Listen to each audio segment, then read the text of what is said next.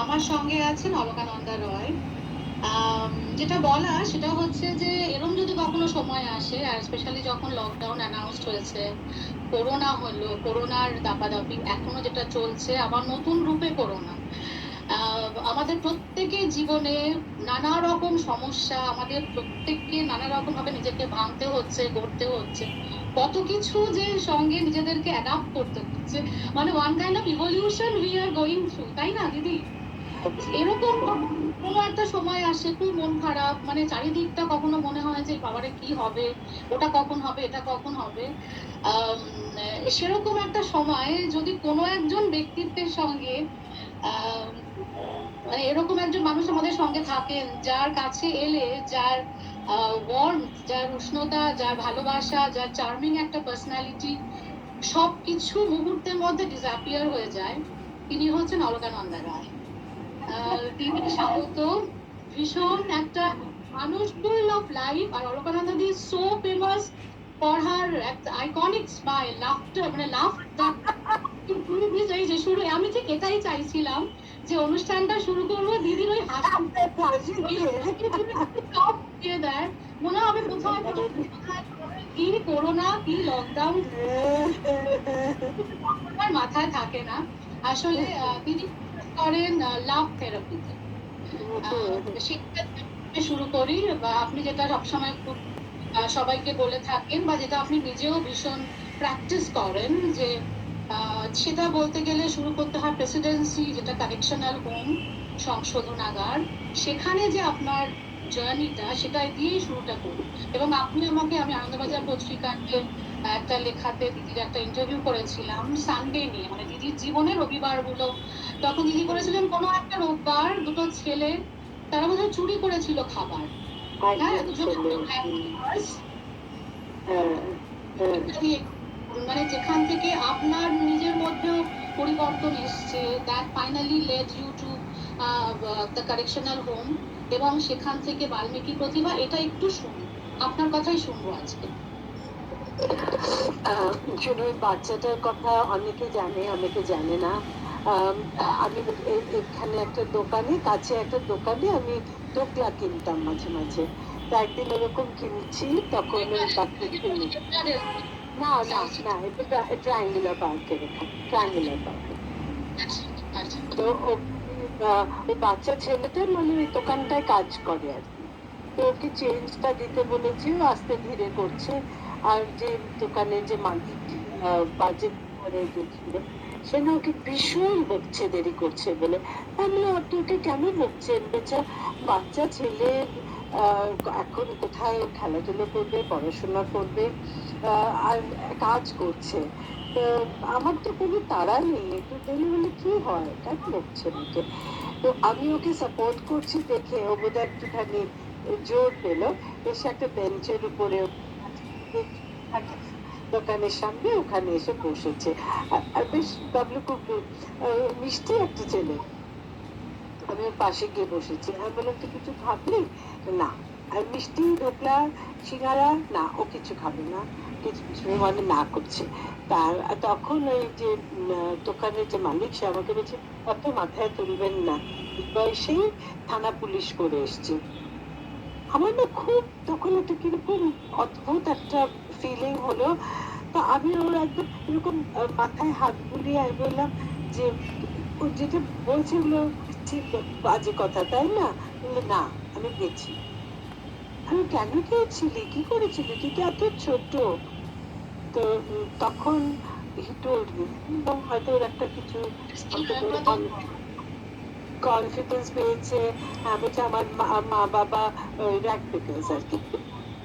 তো আমাদের চা খাইয়ে, আমরা 4 ভাই বোন না 5 ভাই বোন, ও সবচেয়ে বড়। তো মা বাবা ফিরে এসে ওদের খেতে দিত। তো সেদিন বোধহয় কোনো একজন ভাই বা বোন ছোট খুব খিদে পেয়েছে, কাঁদছে, তখন ও খাবার ওখান থেকে ওর কাছে সংসার থেকে আসা একটা বাচ্চা, বাবা মা যে সবাই যা হয় ধরা পড়েছে, তো একজন সরকার দিয়েছে, তারপরে একজন পুলিশ ওখানে বোধহয় ছিল, সে ওকে নিয়ে থানায় নিয়ে গিয়ে খাইয়েছে টাইছে। বাচ্চাদের তো কিছু করে না। তা আমি যে ওকে তখন বললাম না, আর তো যাবি না, তাই না, আর তো এরকম করবি না। একবার হয়ে গেছে। তো বলছে না আমি আবার যাবো। আমি বললাম কেন? তো বলছে আবার ফেলে দিতে উম, হ্যাঁ, জেলে না থানায়। তো বলছে চান না। খেতে, হ্যাঁ, খেতে তো পাবো, পেট ভরে খেতে তো আবার পাবো। তাই, খেতে তো পাবো দুবেলা, সেই জন্য আমার থানায় যেতে প্রবলেম হ্যাঁ, নেই। হ্যাঁ, মানে এত আমার সেটা নাড়া দিয়েছিল। তখন থেকে আমি ভেবেছিলাম যে আমি বাচ্চাদের জন্য কিছু করবো। তো সেটা অনেক রকম বাধ্যবাধকতা থাকে, তো একটা এসব ব্যাপারে কিছু করতে গেলে তো তখন হয়নি। কিন্তু এটাই বোধহয় ভবিতব্য ছিল হুম, যে এই সব ছেলে মেয়েদের বা মানুষদের আম, জন্য কিছু করার বোধহয় দায়িত্ব ঈশ্বর আমাকে দিয়েছেন। সেটাই আমার পাওয়া। মানে তারপরে ভগবান তো প্রেসিডেন্ট হয়ে সবাইকে গেলাম। সুযোগটা দেয় না, ভগবান পিকস এন্ড চুজ যে কাকে I'm আমি blessed. চুজ করবো। I'm তারপরে very very blessed. যে মানে জেল বা এখন যেটাকে হ্যাঁ, বলা হয় সংশোধনাগার, সংশোধন। সবচেয়ে ভালো লাগে সেটা শুনতে। হ্যাঁ, মানুষ হ্যাঁ, সেখানে যায়, নিজেদের পরিবর্তনটা হয় সেখান থেকে। সেটা একটু শুনি কিভাবে সেটাই গেলেন বা চেষ্টা কি করা plan সবার। করলেন। আমি গিয়েছিলাম অ্যাজ এ গেস্ট আচ্ছা, ইন্টারন্যাশনাল উইমেন্স ডে তে 2007 আচ্ছা, সালে।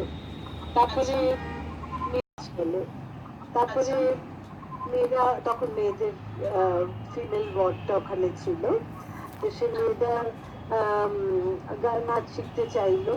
তা আমি রাজি হলাম। ওরা তো সেদিন একটু সেজে গুজে ছিল, উইমেন্স ডে। তাই ওদের দেখে আমার অন্যরকম কিছু ফিলিং কিছু সেভাবে হয়নি। তা আমি রাজি হলাম এই কারণে 8-10 জনের মতো। আমারও জানতে ইচ্ছে করছিল যে ওদের জীবনটা কিরকম। হুম, হুম, তো ওখান থেকে যখন বেরিয়ে এলাম, এসে দেখলাম ছেলেরা হোমলেসলি ঘুরে বেড়াচ্ছে। তখন ওদের জন্য আমার সত্যি খারাপ লাগলো, ওদের মায়েদের জন্য। আমি সেই, যেটা সময় বলি যে কোনো শিশু অপরাধী তো জন্মায় না, জন্মাতে পারে না। সবাই নিষ্পাপ, একটা ভুল হয়ে জন্মায়।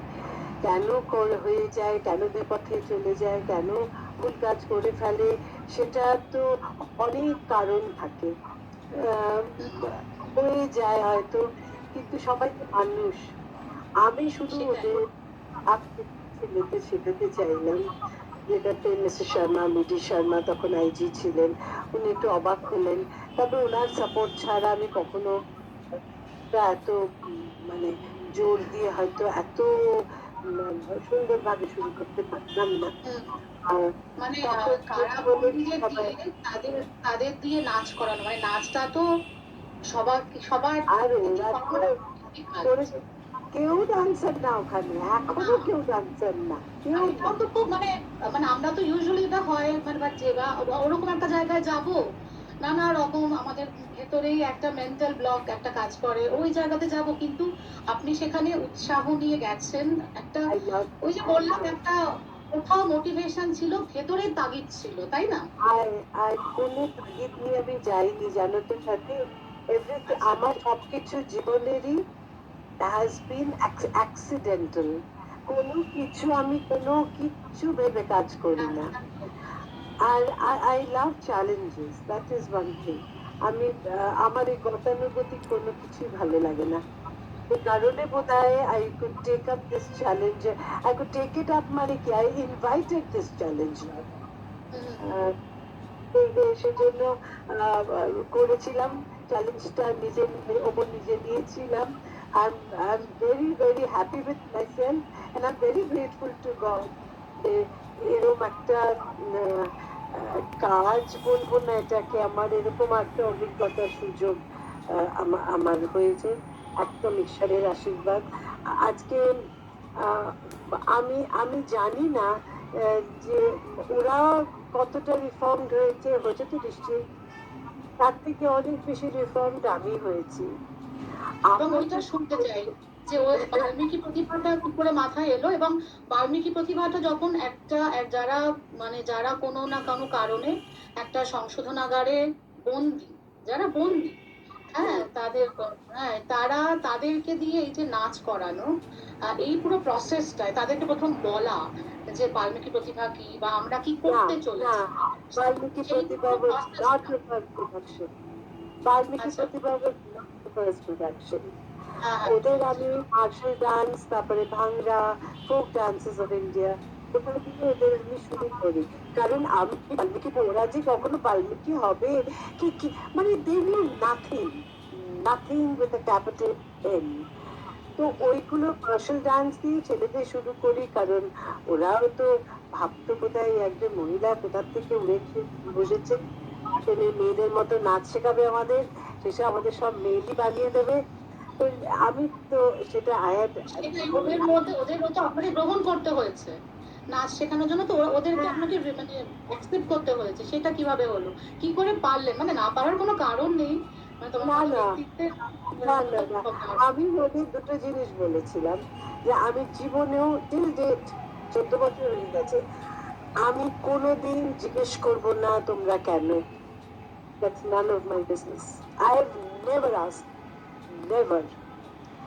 আর দ্বিতীয়ত আমি জাস্ট এসছি এই যে আহ, নাচ, ছন্দ, মিউজিক, মানে এখানে কারোরই থাকতে ভালো লাগে না, দিস ইজ নট কিন্তু এরই মধ্যে ওইটুকু সময় দেখবে যখন নাচবে মনটা ভালো লাগবে, একটা ভিতর থেকে একটা ভালো ফিলিং হয়, সেটাই, that is what actually happen. And they started enjoying it. আস্তে আস্তে যখন এই ভাংরা, ডান্ডিয়া ওগুলো ইন্ট্রোডিউস করলাম, ওরা নিজেরা প্রপস বানাতে শুরু করলো, ডান্ডিয়া বানাচ্ছে, এটা বানাচ্ছে, এটা বানাচ্ছে, রুমাল, বাংলার জন্য রুমাল বানিয়ে আনছে, মানে it was such a festive affair. তো তাদের তো মানে ভালো লাগছে বলেই তো এগুলো করছিল। তারপর একদিন ভাবলাম আমরা ভিতরে একটা প্রোগ্রাম করি, তো সেই ভিতরে করবার জন্য আমি গেলাম বড় বাজারে, সব কাপড় কিনে প্রথম আমি বড় বাজারে গেলাম, বসে ওখানে এত এত কাপড় কিনে এনে সমস্ত ওরা সেলাই করলো। ভিতরে হলো 4-5 জন গেস্ট, তাদের মধ্যে একজন বললো এটা ওদের সঙ্গে ডান্স ফেস্টিভ্যালে কেন করা হচ্ছে না, আনাম বললেন যদি এর পারমিশন পাই নিশ্চয় করবো।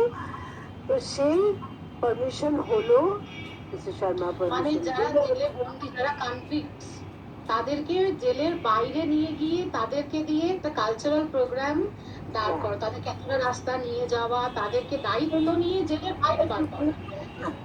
কিন্তু they were given a standing ovation প্রোগ্রামটার হ্যাঁ, পরে।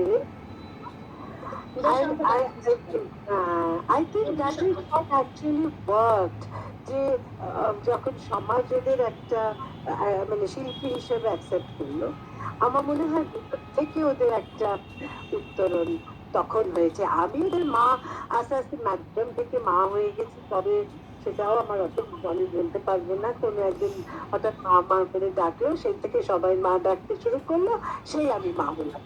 হ্যাঁ, তো আহ, তারপরে তখন I thought of doing Balmiki Pratibha, but first production was not that. Balmiki Pratibha was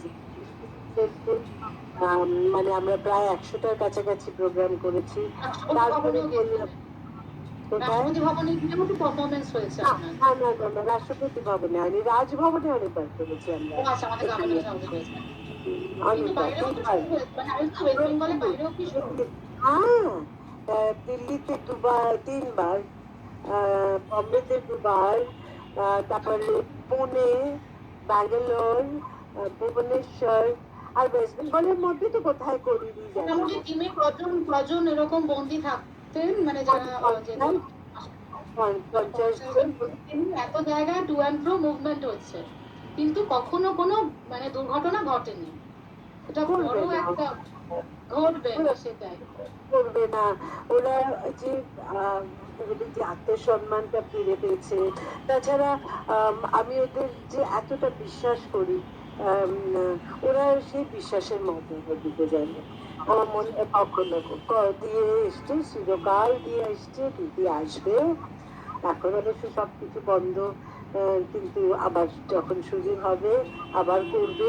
কিন্তু আমার আমি কিন্তু বাইরের অনেকের থেকে ওদের বেশি বিশ্বাস করি। আমার সমস্ত, আমার ব্যাগ, আমার টাকা পয়সা, সমস্ত কিছু ওদের কাছে থাকে যখন আমি স্টেজে উঠি। হ্যাঁ, ওরা আমার ব্যাগটা মাটিতে অব্দি রাখতে দেবে না কাউকে, মার ব্যাগ মাটিতে রাখবে। আমার জুতো আলাদা জায়গায় রাখে, মানে এই এরকম আমাকে সম্মান দেয়। ভালোবাসা একটা দিক, সম্মানটা ওরা তাছাড়া যে টিমের মধ্যে তো আমাদের পশ্চিমবঙ্গে তো অনেকগুলো সংশোধনাগারে বা যেটাকে আমরা জেল বলি আর কি বা কারাগার বলি, মানে পশ্চিমবঙ্গের অনেকগুলো কারাগারের যারা বন্দী তাদেরকেও তো ইনভলভ করে নেওয়া হয়েছে, তাই না?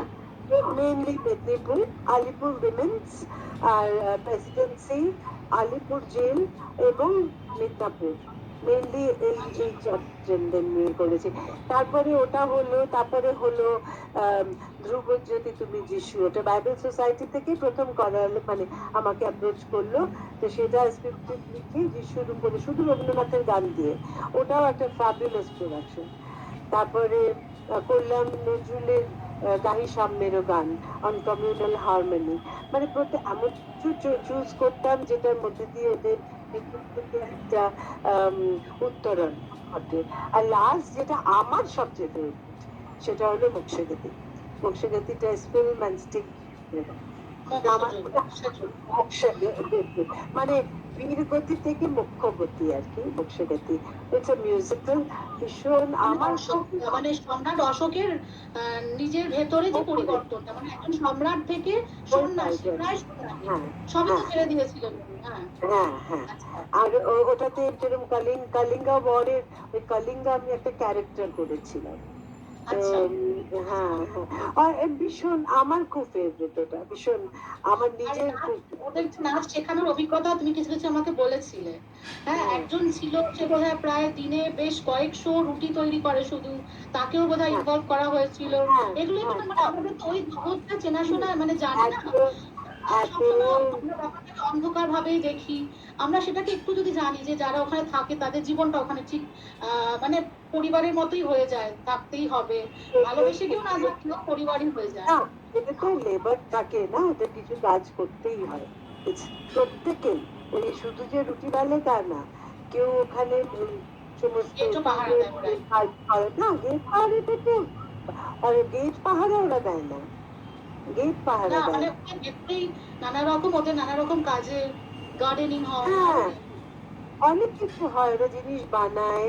তারপরে তারপরে শেষের দিকে যে ফ্যাশন ডিজাইনিং ও হচ্ছিল, তারপরে ওদিকে ওরা সমস্ত মেটেলের মানে অ্যালুমিনিয়ামের দিয়ে সমস্ত এইসব ট্রাঙ্ক, এত এই সব ওদের বানানো, ও মানে ভেতর থেকে বানিয়ে অন্য জায়গায় যায়, ওগুলো অর্ডারে ওগুলো আছে। অনেক কিছু ওরা করে, মানে কেউ কিন্তু বসে থাকতে পারে না। ইট ইজ, বলে না যে কি, সশ্রম কারাদণ্ড বলে তো, হ্যাঁ, সশ্রম কারাদণ্ড বলে। তো ওদের শ্রমটা দিতে হয়, তার জন্য ওরা একটা ডেইলি একটা পেমেন্ট পায়। কিন্তু হয়। প্রত্যেককে করে কাজ করতে হবে, না কাজ করে বসে থাকতে পারবে না। তারপর এবার তো জেল পার্টটা গেল, তারপর যখন এই মানুষগুলোই বাইরে বেরিয়ে আসে, সাজা মানে মানে হয়ে গেল, তারপরে যখন মুক্তি পায়, তারপরে যখন সমাজে আসে, এবার মেন স্ট্রিম সমাজে, তখন অ্যাকসেপ্টেন্সটা কেমন হয়, তখন যে বাধা বা গ্রহণ করা হলো, সে এই ব্যাপারটাকেও জানতে চাই। এরপরে এদের জীবনটা তো আরো অনেক বেশি সংগ্রামের, অনেক তাই না? মানে অনেক সেটা কি, বেশি। মানে তোমার কাছে এখনো পর্যন্ত মানে মানে সবাই তোমার কাছে নিশ্চয়ই এসে বলে সেরকম, তারা কি রকম কাজ করছে? আম, কেউ কি নাচটাকে নিয়ে পরে আরো বেশি এরকম কিছু আছে কিছু, বা হাতের কাজ, কে কে কি কাজ ওরা করছে তারা ওরা ঠিক তাদের। ওই ওই স্ট্যান্ডার্ডের ডান্সার না, হয়তো সবাই মিলে যখন করে ইজ ভেরি গ্র্যান্ড। আর ওরা যেটুকু পারবে আমি ওটুকুই ওদের করাই, কিন্তু সমস্ত কিছু মিলিয়ে একটা খুব সুন্দর পরিবেশনা হয়। প্রোডাকশন। আম, হ্যাঁ, কিন্তু ওরা কেউ ডান্সার হয়নি, একটি ছেলে দেখিয়ে করেছিল, সে ওই আর কি এখনের নাচ যেগুলো সেরকম একটা করেছিল। দেখো ওরা না সবাই ভীষণ ভীষণ ভীষণ সাধারণ পরিবারের থেকে আসে, ওদের কাছে নাচটা ইজ এ লাক্সারি বেরিয়ে গিয়ে কোনো মতো সেটাই। তখন দে are always struggling to survive. তো যে যার মতো করে, অ্যাটলিস্ট আমার টিমের যতজন, আমার ছেলে মেয়েরা প্রত্যেকে একটা সুস্থ জীবনে ফিরে গেছে। এখন এই যেরকম মানে আমি কাউকে কাউকে কাজে ঢুকিয়ে দিয়েছি, এখন আমি বললে লোকে হয়তো সেটাকে ওরা একটা ওদের অ্যাকসেপ্ট করে, কারণ জানে যে I am like a character. তো যারা ওই একজন টোটো চালাচ্ছিল, একজন উবারের ড্রাইভার ছিল, তাদের তো এই সময়টাতে কাজ টাজ সব চলে গেল। হ্যাঁ হ্যাঁ, এই লকডাউনের সময়টা। তো ওই যে টমাস, ওরা আমার ছেলের বন্ধু, ওর প্রত্যেক মাসে 100 কিলো করে চা দিচ্ছে আমাকে। তো ওই 5 জন ছেলে 25 কিলো করে চা নিয়ে যায় এসে আমার কাছ থেকে এভরি মান্থ। হ্যাঁ, এটা করছে। রিসেন্টলি এটা শুরু হয়েছে, 2 মাস হয়ে গেছে। আবার কালকে যাবে, মানে কাল তো সোমবার, কামিং মানডে বোধহয়। হ্যাঁ, আবার আনতে যাবে। তো ওইটা একটা। তারপরে একজনকে বললাম, আমাকে যে কস্টিউম বানিয়েছিল, অসাধারণ কস্টিউম, সেও ছাড়া পেয়েছে। তারপরে একজন তাকে আম, তার দোকান শুরু করবার জন্য ওকে 70,000 টাকা দিল, and he set up his shop.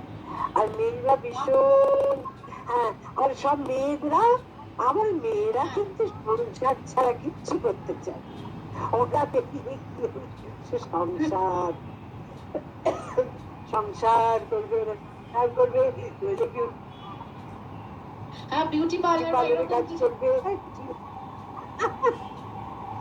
তারপরে না, আমি একটা হোম করেছিলাম, তারপরে ওদের বাচ্চাদেরও তো লোকে ঠিক হ্যাঁ অ্যাকসেপ্ট করে। আমি একটা জিনিস অনেক সময়, হ্যাঁ, আমাকে না অনেকে জিজ্ঞেস করে যে হ্যাঁ, ওরাও তো কারোর ক্ষতি করেছে, ওরাও তো এই করেছে। আমি বলছি, সেগুলো তো শাস্তিটা পাচ্ছে, রাইট? ক্ষতি করেছে বলেই পাচ্ছে। কিন্তু জানো, ভিকটিমস যারা, তাদের ফ্যামিলির উপরে সমাজের একটা আম, সহানুভূতি থাকে। হ্যাঁ, হ্যাঁ এটা তো, কিন্তু এদের ফ্যামিলির উপরে, এমনকি বাচ্চাদের উপরেও লোকের সহানুভূতি থাকে না। এটা আমি জানি, কারণ আমি অনেক বাচ্চাদের দায়িত্ব নিয়েছি, এখনো নিয়ে যাচ্ছি। আমি ভিতরে ওদের মেয়েদের জেলে যারা আম, বা অনেকে আছে 6 বছর অব্দি কেউ দেখার নেই, তারা ওদের মায়েদের সঙ্গে থাকে, তাদের জন্য ভিতরে একটা স্কুল করেছি। আই উইশ আগে, মানে জানলে আমি তোমাকে ছবি পাঠিয়ে দিতাম সেগুলোর।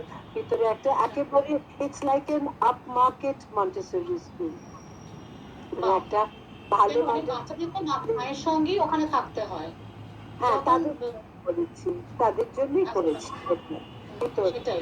আর বাইরে আমি ছেলেদের, মানে যারা বিজনেস, তাদের ছেলেদের জন্য আমি করি, কারণ there are lots of takers for girl children, ছেলেদের জন্য কেউ করবার নেই। সেই জন্য আমি ছেলেদের দায়িত্ব নিই সব জায়গায়।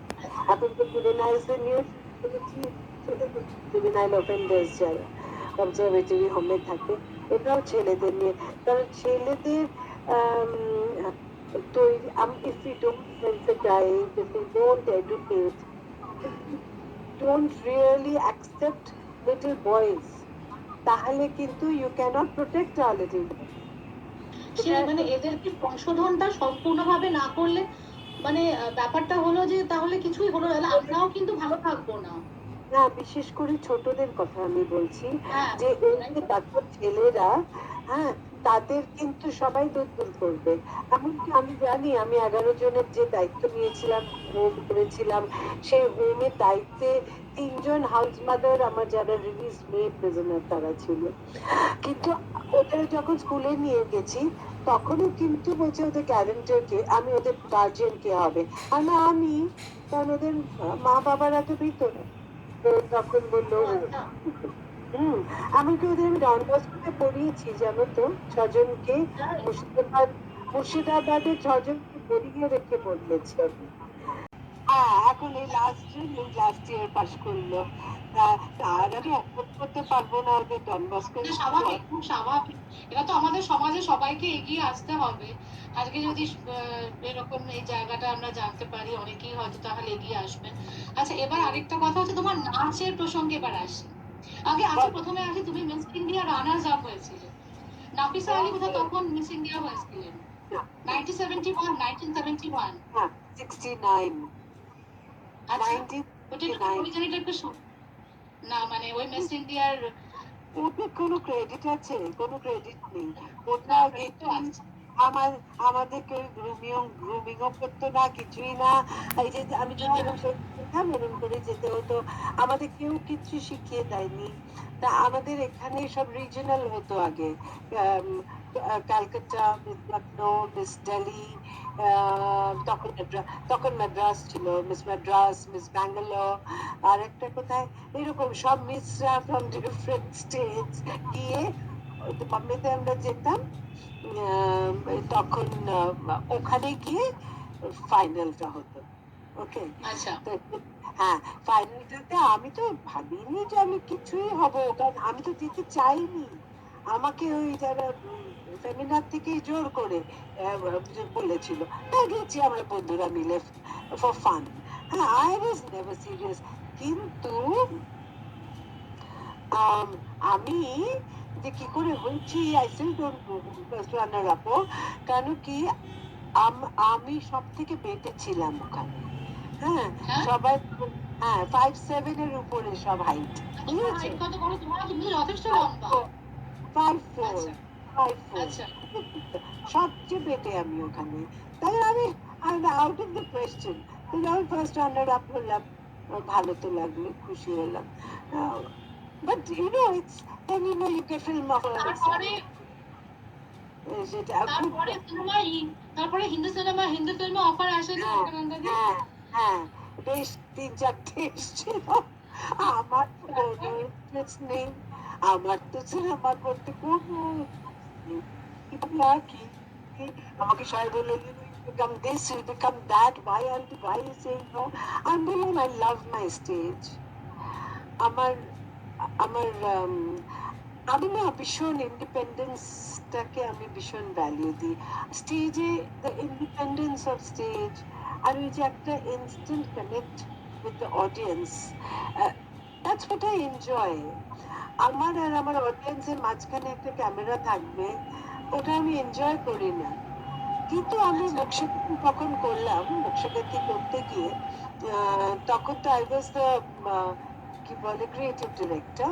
তো তখন তো আমার কাজটাকে করতে হয়েছে।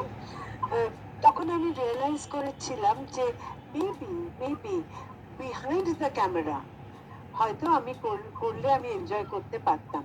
আর এখন আর অত এনার্জি নেই। হ্যাঁ, তা আমি মানে to create something, maybe to direct, to be at the DOP, কি ওই রকম, কি ওরকম কিছু একটা হতে হলে হয়তো করলেও ওটা আমি এনজয় করেছিলাম করতে, to create that. I wouldn't have like to work in front of the camera, ওটা আমি না। হ্যাঁ, আমার আচ্ছা। I've got nothing against it, কিন্তু আমি পার্সোনালি ওই একটা তুমি জিনিস ওটা পছন্দ করো আমি না? পছন্দ করাটাও না। আমি আই প্রেফার স্টেজ। আমি স্টেজে উঠবো, একবারে সব করে টরে প্রথম দিয়ে। কবে স্টেজে, তখন তুমি যখন নাচ করতে বা প্রথম স্টেজে কবে উঠেছিলে, তখন তোমার বয়স কত? নিশ্চয়ই খুব ছোট ছিলে। আমার আমার ফার্স্ট, ভারতনাট্যম দিয়ে শেখা শুরু, না নাচ শেখা শুরু না ভারতনাট্যম? না, যেটুকু ছিলাম তখন বাড়িতে মাসিদের কাছে শিখতাম।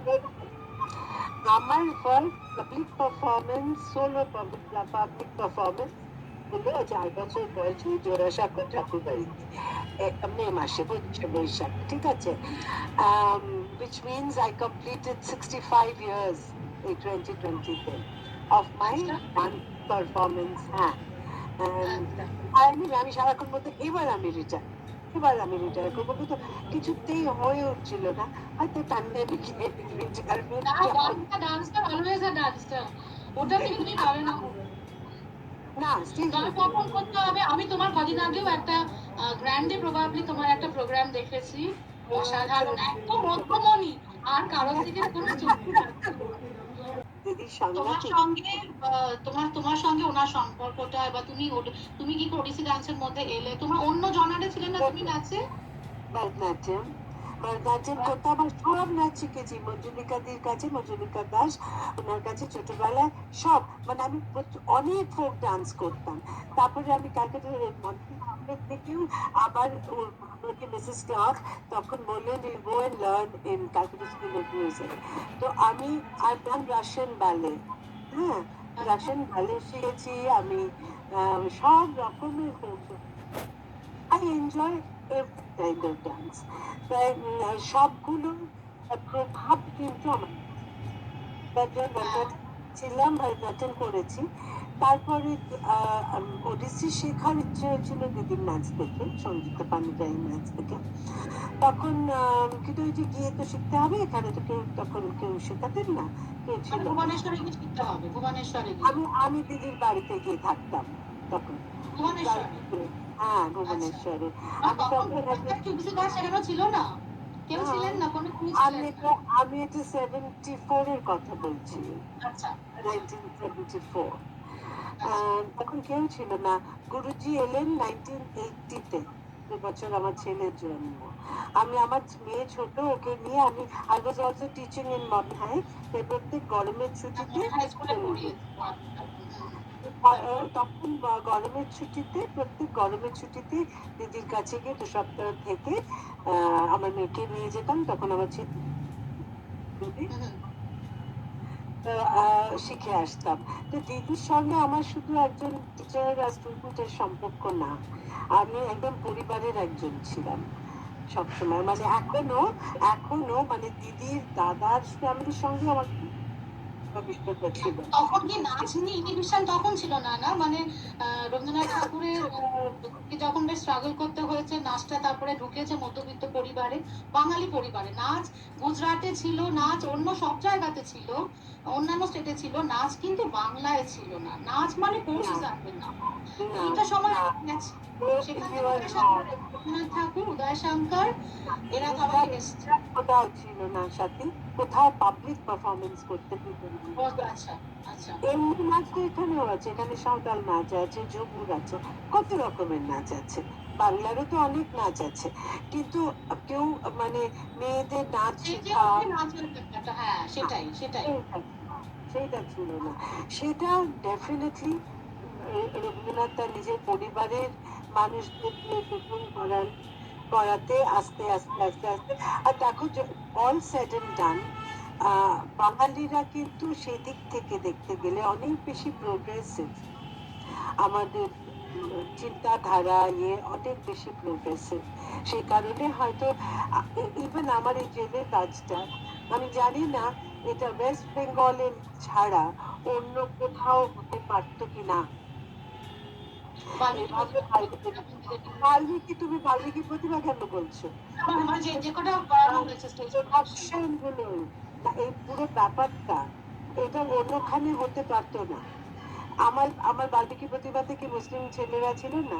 আমার যেটা গাড়ির সামনের গান, নজরুলের ইয়েতে যেখানে ওরা সুফি টুফি করেছে করেছে, সেখানে ধর্মের ছেলেরা ছিল, মেয়েরা ছিল না? সবাই মিলে করে, বংশগতি সবাই মিলে করে, যিশু দিয়ে সবাই মিলে করে, মানে তো কেউ ক্রিশ্চিয়ান না। কিন্তু নাচ তো মানে নাচ যে কোনো কালচারাল প্রোগ্রাম মানে বড় ইউনিফাইং একটা ফোর্স, yes, সবাইকে মিলিয়ে no, দেয়। but there were reservations এর মধ্যে এক একটা কোনো কিছুতে থাকতো, বিকজ ওরা যেভাবে কন্ডিশন হয়ে বড় হয়েছে। বাট সমস্ত ব্যারিয়ার্স কিন্তু ভেঙে গেল এই নাচের না, এই ডান্স ড্রামা গুলোর মধ্যে দিয়ে। অল ব্যারিয়ার, তুমি জানো, আই ফিল ভেরি প্রাউড। ওরা ভিতরে কালী পুজো করে নিজেদের ওয়ার্ডে, কারণ কালী পুজোর রাত্রে তো এমনিতে ওদের মানে সবাইকে নিয়ে ইয়েটা হয়, দুর্গা পুজোটা হয়, কিন্তু ওদের কালী পুজোটা ওরা নিজেদের। আচ্ছা, আচ্ছা। আমার ছেলেরা যে ওয়ার্ডে আছে, হ্যাঁ, ওদের এটা মানে এই লকডাউনের মধ্যেও আমাকে মানে এবারে অনেক কিছু পাঠাতে পারিনি সাজানোর জিনিস, কিন্তু ওটা ওদের একটা দাবি থাকে, মা পাঠাবে ওই 108টা দিন, 108টা জবার মালা সেদিন কেটে দিয়ে আসতে হয়। হ্যাঁ, এই সমস্ত সাজা ওগুলো ওদের, ওটা ওদের একটা দাবি। হ্যাঁ, তো এনিওয়ে, ওটা আমি সেই এসে ওখানে ভোগ রান্না করতো যে ছেলেটি, হ্যাঁ, আহ, সেই ছেলেটি কিন্তু একজন মুসলিম ছেলে। আবার ওদের ঈদের সময়, হ্যাঁ, গেলে পরে ওরা আমাকে যা কিছু খাওয়াতো টাওয়াতো, ঈদের সময়, ইফতারের সময় ওরা রান্না করতো কিন্তু হিন্দু ছেলেরা। তাই ওখানে কিন্তু সমস্ত ব্যারিয়ার নেই, everybody is under one roof. And I feel আবার আমার, আমি বললাম তো যে বাইরের অনেকের অনেক কিছু থেকে শেখা উচিত। আরেকটা শেখা উচিত হলো backstage management, they do it like the army. তোমার ধারণা নেই, যারা ওদের ব্যাক স্টেজের কাজ দেখেনি তারা বুঝবে না হাউ এফিশিয়েন্ট দে আর। আমার কিচ্ছু দেখতে হয় না। কেন প্রত্যেকটা প্রোডাকশন বেশ বড় প্রোডাকশন ছিল, অনেক স্টেজ প্রপস ছিল, এতজন ডান্সারের নাচের ড্রেস বদলানো, হ্যাঁ সেগুলো তো সত্যি ওরাই ম্যানেজমেন্টে ছিল পুরো। স্মুথলি হয়ে যায়। আর হয়ে যাবার পরে 15 মিনিটের মধ্যে সমস্ত গুছিয়ে প্যাক আপ করে নিয়ে চলে যায়। কারণ কস্টিউম তো আমাদের বাইরের কস্টিউম না, সবটাই তো আমার মানে এদের আমার ভিতরের কস্টিউম, মানে ড্রেসারের না, কিছু ড্রেসারের কাছ থেকে নিতে হতো, কিন্তু বাকিতে সব ওদের। তাই হ্যাঁ, তাহলে আমি আমি কাপড়গুলো আমি কাপড়গুলো ওদের কিনে দিতাম, কিন্তু বানিয়েছে তো, মানে হ্যাঁ ওগুলো আমি দিতাম। তো এনিওয়ে ওটা আমি আমার ছেলে মেয়েদের জন্য করেছি, তাতে আমার কোনো নেই। তো ওগুলো আমি সেই বললাম যে যখন সব শেষ হয়ে যাবে আমি কস্টিউম গুলো সব নিয়ে যাবো। কটা ট্রাঙ্ক আছে দেখো তো, প্রপস ছাড়া এসে বললো 16টা। এগুলো রাখবো কোথায় আমি? এবার একটু লকডাউন বা করোনা এই প্রসঙ্গে আসি। বাচ্চাদের তো এখন তোমার যেহেতু এটা ভীষণ ক্ষমতা আছে মানুষকে ইন্সপায়ার করার, মোটিভেট করার, বাচ্চারা তো এখন সব ঘরে বন্দি, কেউ স্কুলে যেতে পারছে না, রেস্ট্রিক্টেড মুভমেন্ট। এখন একটা শিশুকেও একটা মাস্ক বাঁধতে হচ্ছে, 3 বছর বাচ্চা, 4 বছর বাচ্চা, সে বেচারা মানে এই যে একটা সময় এটা দিয়ে আমরা এখন যাচ্ছি, ধরো এই যে বন্দি ছেলেমেয়েরা, বাবা মাদের কিরকম ভূমিকা।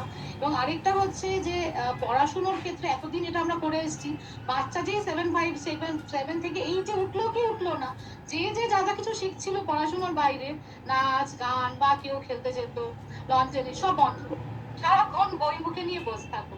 মানে এটা একটুখানি যদি আমরা মানে তোমার মুখ থেকে জানতে পারি যে কো ক্যারিকুলারটা কতখানি ইম্পর্টেন্ট, মানে একদম যতদিন পর্যন্ত বাচ্চা পড়াশোনা করবে যাতে সারা জীবন ওর বড় একটা সঙ্গী হয়ে থাকতে পারে, এই পাওয়ারফুল প্লেজার যেটা আমরা বলতে পারি আর কি, কো ক্যারিকুলারটাকে নাচ হতে পারে, খেলাধুলো হতে পারে, অনেক আমি সবাইকে যে খেলাধুলো তো সব সময় সবাই করছে না, নাচও সারাক্ষণ সবাই করছে না। ওই কয়েক ঘন্টা সপ্তাহের নাচলে বা খেললে, খেলা মানে এমনিতে তো আমাদের বাড়িতে রুল ছিল, এমনকি আমার ছেলে মেয়েদেরও বিকেল বেলা স্কুল থেকে এসে সময় আগে খেলতে যাবে, তারপরে এসে যা করবে। স্কুল থেকে এসে কোচিং এ যাবে। আমি বলি যে এখন অনেক স্কুলে গিয়ে বলি দেখো আমরা সবকিছু করেই তো পড়াশোনা শিখেছি। হ্যাঁ, আমরা কি খুব অশিক্ষিত? তা তো না। যেটুকু করবার সেটুকু তো করেছি। কারণ ওদিকে যাদের একাডেমিক্স এর দিকে ইনক্লিনেশন, তারা ওটা অন্যভাবে কন্টিনিউ করেছে, আর যারা অন্যদিকে গেছে গেছে। কিন্তু তাই বলে নাচলে বা গাইলে বা যে কোনো অ্যাক্টিভিটি, আঁকা, তার জন্য যদি ওটা বন্ধ করে দিয়ে যদি পড়াশোনা করতে হয়, তাহলে আর সেটা না করলে যদি সে ভালো রেজাল্ট না করে, কি ফেল করে, তাহলে তো ফেল করাই উচিত। আমি আমি সোজা কথা আমার, হ্যাঁ, যে ওইটুকুর জন্য যে রাতে সে চুলো বাঁধে আমাদের বলে, সেটার কথা না। It is a stimulant. একভাবে পড়তে পড়তে পড়তে পড়তে একটা যেটা ভালো লাগার জায়গা, which is other than studies, ওটা না থাক, ওটা করলে পরে বরঞ্চ আবার করে পড়াশোনাটা করতে আর একটু ভালো লাগে। আর সব সময় সব সময় কি নাচতে ভালো লাগে? আমি যেহেতু ডান্সার বা যারা নাচ করে, একঘেয়েমি তো আসবেই। সব কিছুর মধ্যে you need a kind of diversion to come back to it with full. ওটা খুব দরকার। তাই লাস্টের ইয়েটা আমি আগে বললাম। আর এই করোনার জন্য তো সারা পৃথিবী হয়েছে, and we have to accept certain things. এটা নিয়ে দুঃখ করে লাভ নেই, কারণ যেটা করতে হবে সেটা যেন আমরা গ্রহণ করি গ্রেসফুলি। সবসময় ক্রিপ করলে ভীষণ নেগেটিভিটি ভিতরে ঢুকে যায় আপনার যে। অথচ আমি বলছি the positive of this pandemic হলো যে সারা পৃথিবী is connected through technology. আজকে আমি কি পরিমাণ ইন্টারন্যাশনাল ওয়েবিনার্স করি, কি পরিমাণ মানুষ বিদেশে আমার সঙ্গে কানেক্ট করেছে, যারা ওখানে প্রিজনে কাজ করে, ওখানের কত from all over the world we are discussing things, we are having webinars. তো এটা হলো the other side. তাই আমরা instead of complaining, এটা complain করে তো it's not going to solve the problem. So we have to find a positive way out. এটাকে আমাদের আরো অনেক দিন মেনে নিতে হবে। এর মধ্যে থেকে অনেক শিক্ষাও আমরা পেয়েছি। আমরা সবাই জানি যে ভালো বাঁচতে হলে আমাদের অনেক কিছু প্রয়োজন নেই, খুব অল্পতেই আমরা সুন্দর করে বাঁচতে পারি।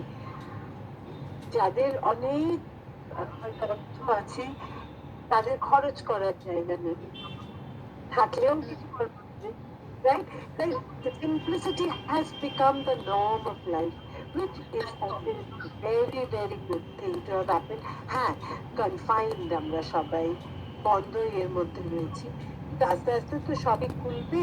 কিন্তু যতদিন না খুলছে ততদিন আমাদের এই ভার্চুয়াল পৃথিবীতেই যতটুকু আমরা যে যার যেটা ভালো লাগে সে তার মধ্যে দিয়ে। আমি নিজে যেরকম নাচছি না, আমি নিজে একটা কোনো নাচ ভার্চুয়াল কারণ আমি ভার্চুয়াল প্ল্যাটফর্মে নাচতে আমি এনজয় করি না।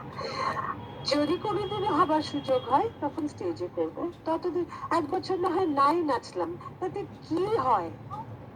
সেটাই সব হারিয়ে যাবে? আমি যেটুকু জানতাম সেটা কি হারিয়ে যাবে? কিচ্ছু হবে না। Everybody is in the same position.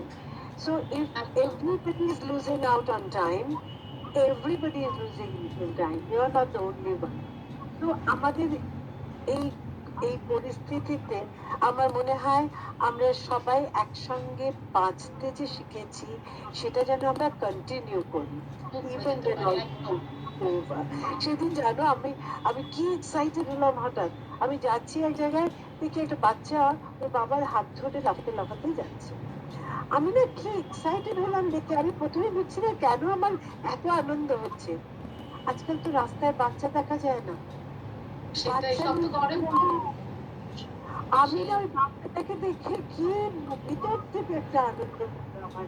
তো ওইটা যেন ফিরে আসে তাড়াতাড়ি, যখন যখন বাচ্চাদের শৈশবটা যেন নষ্ট না হয়ে যায়। অলরেডি এই যুগে ওদের শৈশব গেছে, আমাদের শৈশবের মতো শৈশব এদের নেই। মানে ওরা অনেক কিছু থেকে বঞ্চিত, এটা তো একদম ফ্যাক্ট, কোনো সন্দেহ নেই। সেটাই এখনকার বাচ্চাদের বরং আরো বেশি করে নাচে গানে খেলায় যদি ওদের মনটাকে আমরা একটু, কেন এখন তো রেস্ট্রিক্টেড মুভমেন্ট, তাই না? এখন বরং এই দিকগুলো অবশ্য নানাভাবে তো সেটা হয়েই উঠছে না। দেখো বলে লাভ নেই, যখন সব খুলবে TV back to square one. আমি সব জায়গায় বলি, কিন্তু কেউ কেউ হয়তো একটু মানে তারপরে আবার সবাই ভাবে যে না এটা তো করতেই হবে, এরকম ভাবেই এখন না করলে ভালো রেজাল্ট করবে না, এ করবে না। আমার মনে হয় ইটস আ ক্যাচ 20 সিচুয়েশন। কোনটা আমি অনেক বছর পেরিয়ে এসেছি, তো আমার এই সাদা চুল নিয়ে আমার ছেলেমেয়েরা বড় হয়ে গেছে, হয়তো আমি এই যুগের প্রবলেম গুলো সবগুলো তাদের মতো করে হয়তো আমি বুঝি না, কিন্তু এইটুকু বুঝি যে পড়াশোনাটা প্রয়োজন, কিন্তু ওটাই জীবনের সব না। একদম এটাই আমি চাইছিলাম শুনতে। হ্যাঁ, জীবনটা অনেক বড়, জীবনটাকে যদি সেভাবে আমরা শেখাই বাচ্চাগুলোকে, তোমরা চলে যাচ্ছে না। আই মিন মাইসেলফ, আমি যেটা সব জায়গায় বলি যে this too much of competition. Why? আমি আমার রাস্তায় আমি এগোবো, আরেকজনের রাস্তায় এগোবে, কেন আমি একজনকে ধাক্কা দিয়ে ফেলে দিয়ে এগোতে যাব? একটা কথা হচ্ছে কম্পিটিশনটা বাড়ছে, তার সাথে কিন্তু সুযোগও বাড়ছে। Opportunities are also growing, তাই না? Yes, yes. So there's no need to push each other down. You follow your dreams. She let the other person follow his or her dreams. Why do you have to fight over it? Competition. তুমি জানো আমার নাচের স্কুলে কোনো পরীক্ষা না, হঠাৎ কিরকম যেন বন্ধুদের মধ্যেও একটা কম্পিটিশন এসে যায়। নাচ is not that. নাচ is something which gives you freedom. সেই ফ্রিডমের মধ্যে কেন বাধ্যবাধকতা থাকবে? তাহলে আর ফ্রিডম কোথায়? One should be free to express. The free should be able to do what they can do. And আমি একটা কথা এখন বেশি বলি আর কি, you don't have to be a perfect dancer to excel. একটু খুঁত থাকলে সে নাচ অসুন্দর হয় না, বরঞ্চ একটু খুঁত থাকলে আরো সুন্দর লাগে, একটা মিষ্টতা থাকে। Too আর much of নাচ তো technique, সবসময় রুলস এন্ড রেগুলেশনস এর মধ্যে নাচ ফেলা যায় না। একটা ফর্ম না, আছে, না, একটা ক্লাসিক্যাল ফর্ম, একটা ক্লাসিক্যাল ফর্ম করতে গেলে one is expected to be technically correct. হ্যাঁ, ঠিক right. আছে, আর টু মাচ অফ টেকনিক না নাচের থেকে রস বোধটা হারিয়ে যায়। তাই জন্য ভালো টেকনিকটা থাকবে, তার সঙ্গে ভিতর থেকে টেকনিকটা শরীরে মেশিনের মতো চলবে, but you have to dance from here, not just হাত পা আর the outside, it should come from here. তবেই তো সেটা আসল নাচ না, এটা তবেই সেটা art, otherwise it will be acrobatics. সেটাই। আরেকটা দিয়ে আমরা শেষ করব যে রবীন্দ্রনাথ ঠাকুরের কতখানি ইনফ্লুয়েন্স, মানে তোমার জীবনে রবীন্দ্রনাথ, এটা দিয়ে আমি শেষ করবো আজকে। মানে এটা একটু দরকার, এখন খুব রং রিজনস এ রবীন্দ্রনাথ ঠাকুর খবরের আসছেন, মানে রবীন্দ্রনাথ ঠাকুর সংক্রান্ত আর কি। এটা দিয়ে একটু করি না, মানে এই সময় বিশেষ করে যখন বাইরে যাওয়ার নেই, আমরা সত্যি নানাভাবে আমরা অনেক সময় we can't help ourself being depressed, সেরকম একটা জায়গায়, এবং আমরা যারা বাবা, মানে যারা গার্জিয়ান, যারা বা শিক্ষকতার মধ্যে আছি, কতটা রবীন্দ্রনাথকে আরো বেশি করে এই সময় আমাদের প্রয়োজন, এবং সেটা আমরা কিভাবে কাজটা করব, করা উচিত, বা তোমার জীবনে তুমি কিভাবে রবীন্দ্রনাথ ঠাকুরকে দেখো এবং কতখানি উপকৃত হয়েছো তার কাজের দ্বারা, সেটা যদি একটু বলো, সেটা দিয়ে আমরা শেষ করবো। বলো তোমার মুখে শুনবো। সেটা তো কোনো মাপকাঠি নেই। আজকে আমি কত যে, মানে আমার সমস্ত কিছুর মধ্যে কোনোখানে ওনার একটা ছোঁয়া লুকিয়ে আছে। আমি ভাবতেই পারি না কোনো কিছু ওনাকে ছাড়া করবো। আর এই লকডাউনের সময় আমি তো বলি যে হ্যাঁ, it is easier said than done, যে রবীন্দ্রনাথের গান, রবীন্দ্রনাথের কবিতা বা ওনার লেখা পড়লে কিন্তু বাইরে না গিয়েও কোনোখানে মনের জানলা খুলে যায়। একদম। একটা বাচ্চা যদি ওরা লাফিয়ে লাফিয়ে এই গানটা করে, কোথাও আমার হারিয়ে যাওয়ার নেই মানা মনে, পেলে দিলাম গানের সুরে, সো হোয়াট, আমি নেই, কিছু পাচ্ছি না, কিছু নেই, আমি মনে মনে তো আমি সবকিছু হয়ে যেতে হারিয়ে পারি। গেল, সব জায়গায় ঘুরে আসতে পারি, হিমালয় থেকে। হ্যাঁ, একদম ঘুরে আসে। তাই না? তাই জন্য যেমন ছোটরা, আমার তো রবীন্দ্রনাথের ছোট বা ছোটদের জন্য যেগুলো লিখেছেন ওগুলো এখনো আমার ফেভারিট। শিশু ভোলানাথ, রবিবার সে কেন মাগো এমন দেরি করে, এখন হলেও না লিখতেন না, এখন রোজই রবিবার। ধীরে ধীরে পড়তে সে সকলবারের পরে যে ভাবতাম কি করে বুঝতে পারতেন উনি, কি করে উনি বুঝে গেলেন আমাদের মনের কথা।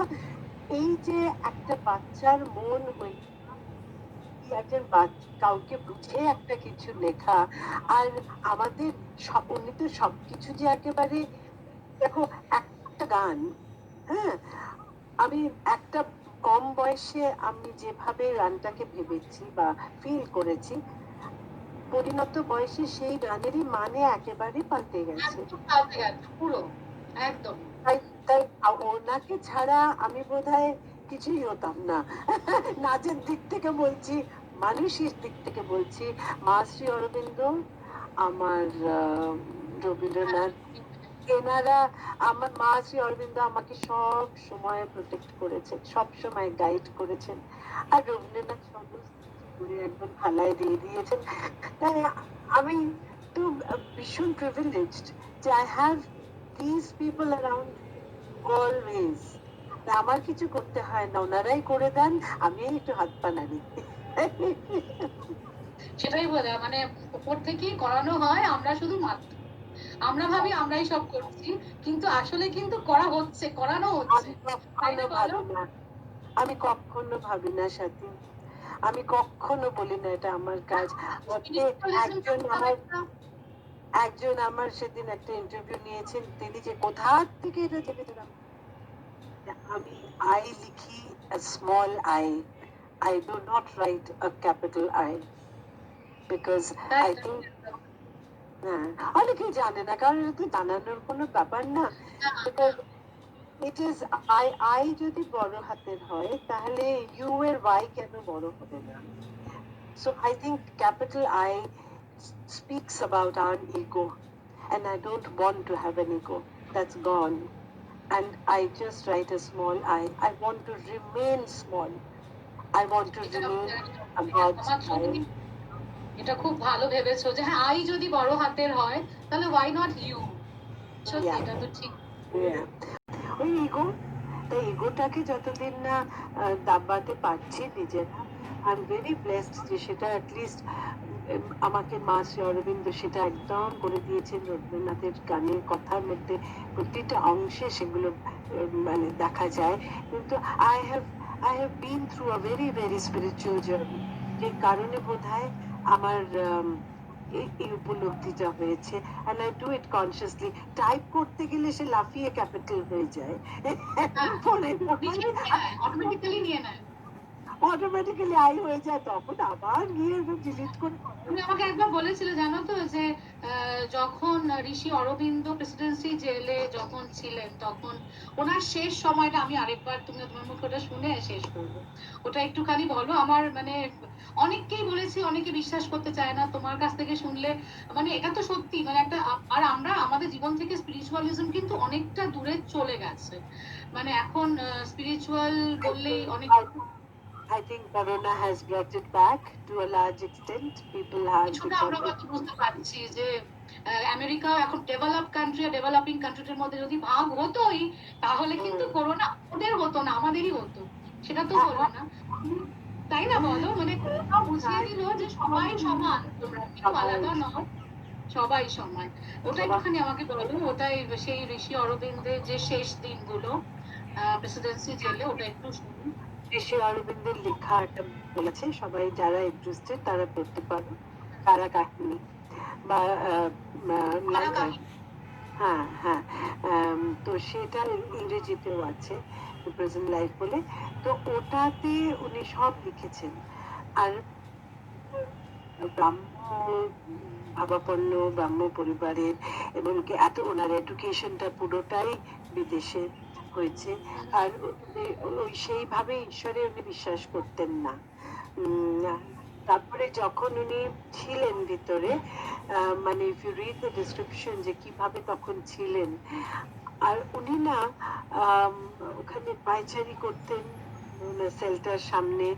আর একদিন উনি হঠাৎ মনে হতো যে এরা এরা এখানে কেন, এরা তো সবাই ঈশ্বর।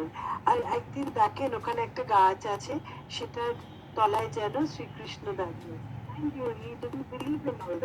তার আগে বাসুদেব দর্শন ওনার প্রথম হয় সেইখানে, তাই জন্য উনি কিন্তু জেলটাকে আশ্রম বলেন, যে ওখানে আমার প্রথম স্পিরিচুয়াল জার্নি স্টার্টেড।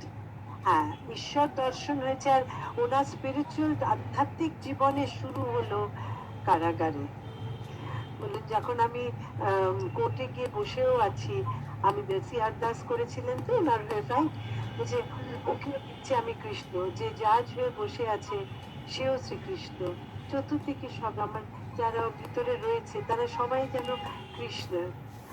আমার and everything became so easy for him to go through that. Anyway, মানে এই কথা হলো ওখান থেকে বেরিয়ে উনি চন্দননগর গেলেন, তারপর ওখান থেকে উনি পন্ডিচেরি চলে গেলেন। তাই ওনার journey towards spirituality started from the prison. সবই কিরকম এখন প্রেসিডেন্ট লাগছে। তোমার লাইফ জার্নিটাও আমার এখন কিরকম মনে হচ্ছে যে ওনার আশীর্বাদ। আমাকে তো বোধহয় মা ওই জেলেই নিয়ে গেলেন, আমি আর এত জেল থাকতে ওখানেই বা কেন যাব, ওখানে ওনারাই নিয়ে গেছেন। আর ওই যে বললাম ওনাদের কাজ আমাকে দিয়ে করিয়েছেন, যে ওদের একটা চিন্তাধারা, ওদের একটু ভালো রাখা, ওদের ভালো ভাবনাটা তৈরি করা, সেই কাজটা মা শ্রী অরবিন্দের দেওয়া আমাকে। আমার সঙ্গে মায়ের যখন প্রথম দেখা হয়েছিল সেই অভিজ্ঞতার কথা আরেকদিন বলবো, আজকে সময় নেই। যে দুদিন তারপরে আমি জানি যে মা আমার সমস্ত দায়িত্ব নিয়েছেন, আমার কোনো মা যেটা করানোর আমাকে দিয়ে ঠিক করিয়ে নেবেন। সে আমার 70 বছর বয়সী হোক আর যতদিন থাকবো, ওই ওনার তাদের কাজ আমি করে যেতে, সেই শক্তিটা যেন মা দেন আমাকে। একদম, মানে আমাদের সবার শুভেচ্ছা রইলো, আমাদের সবার, সত্যি আমরাও চাই মানে তোমাকে দিয়ে মা আরো অনেক কাজ করিয়ে নিক, এটা আমরাও ভীষণ ভাবে চাই। তাহলে this world will be actually a better place for all of us to live. খুব ভালো থেকো অলকানন্দাদি, সঙ্গে থেকো। খুব ভালো লাগে। Okay, okay, okay, bye bye. By.